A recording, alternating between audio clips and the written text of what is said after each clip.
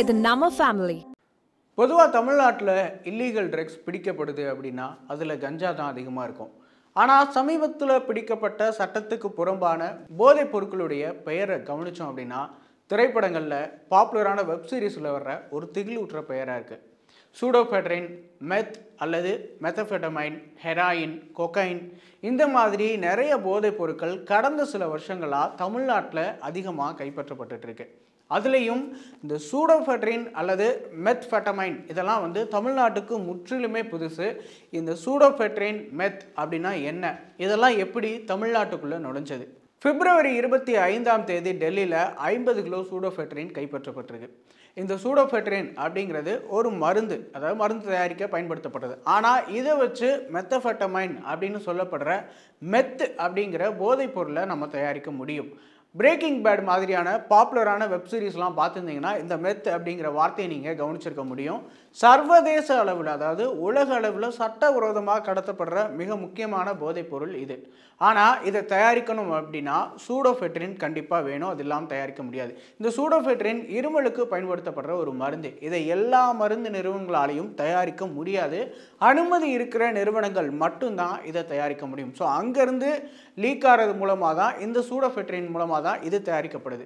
So இதில் சம்மந்தப்பட்டவங்களை arrest பண்ணதில் தெரிய வந்தது என்ன அப்படின்னு பார்த்தோன்னா, இது போல் இவங்க ஏற்கனவே 3 வருஷமாக 45 முறை சூடோபெட்ரின் கடத்திருக்காங்க. இப்போ கடத்தப்பட்ட சூடோபெட்ரினோட மதிப்பு மட்டும் 2000 கோடி ரூபாய் அப்படின்னு சொல்லப்படுது. இப்போ இங்கே ஒரு சந்தேகம் வரும். அரசியல் கட்சிகள் சமீபத்தில் தமிழ்நாட்டில் இல்லீகல் ட்ரக்ஸுடைய இது அதிகமாக இருக்குது அப்படின்னு குற்றம் சாட்டுறாங்க. இந்த வருட தொடக்கத்திலிருந்தே போதைப் பொருள் கடத்தல் தொடர்பான செய்திகள் தொடர்ந்து அதிகமாக வந்துக்கிட்டே தான் இருக்குது. இந்த வருடத்துடைய முதல் 2 மாதங்களில் மட்டும் தமிழ்நாடு முழுவதும் இருந்து 1914 கிலோ கஞ்சா, அப்புறம் இது போக சில மாத்திரைகள் அதெல்லாம் தொடர்ந்து கடத்தப்பட்டதெல்லாம் பிடிக்கப்பட்டிருக்கு. இது போக 2 கிலோ மெத்தஃபெட்டமைனுமே கைப்பற்றப்பட்டிருக்கு. இது போக அடுத்த சில நாட்கள், அதாவது மார்ச் மாத தொடக்கத்திலே 30 கிலோ மெத்தஃபெட்டமைனும் பிடிக்கப்பட்டது. இது சென்னையிலிருந்து இலங்கைக்கு கடத்தப்பட இருக்கு அப்படிங்கிறதான் ஹைலைட்.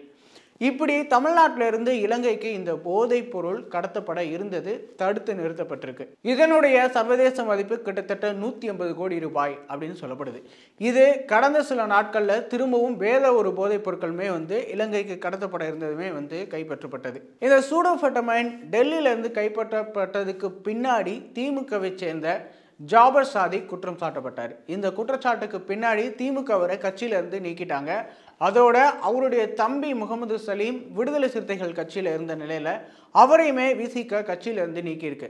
இதைத்தான் பாஜக, அதிமுக சுட்டிக்காட்டி திமுகவுக்கு எதிராக தங்களுடைய எதிர்ப்புகளை தெரிவிச்சிட்டு இருக்காங்க. குறிப்பாக திமுக ஆட்சியில் தான் போதைப் பொருள் கடத்தல் மற்றும் பழக்கம் அதிகமாகிடுச்சு அப்படின்னு குற்றம் சாட்டுறாங்க. ஆனால் திமுக அரசு தரப்புல இருந்து சொல்லப்படுற விஷயம் என்ன அப்படின்னு பார்த்தோன்னா, கடந்த வருஷங்களை விட, அதாவது கடந்த சில வருஷங்களை விட போதைப் பொருள் கடத்தல் மற்றும் பயன்பாடு குறைஞ்சிருக்கு அப்படின்னு குறிப்பிடுறாங்க. 2022 பிடிக்கப்பட்ட கஞ்சா அளவு 28,383 கிலோ, 2023 23,000 கிலோ தான் குறிப்பிடப்படுது. அதே போல காவல்துறையும் ஒரு விஷயத்தை தெளிவுபடுத்துறாங்க. என்ன அப்படின்னு பார்த்தோன்னா, 2022 வருஷத்தோட கம்பேர் பண்ணி பார்க்கும்போது இப்போ போதைப் பொருள் கடத்தல் குறைஞ்சிருக்கு அப்படிங்கிறதான். இதை தொடர்ந்து கடத்தல்லாம் நடைபெறாமல் தடுக்கப்பட்டு வருது அப்படின்மே காவல்துறை குறிப்பிடுறாங்க. அன்புள்ள கிரியஸ், இது நம்ம ஃபேமிலி.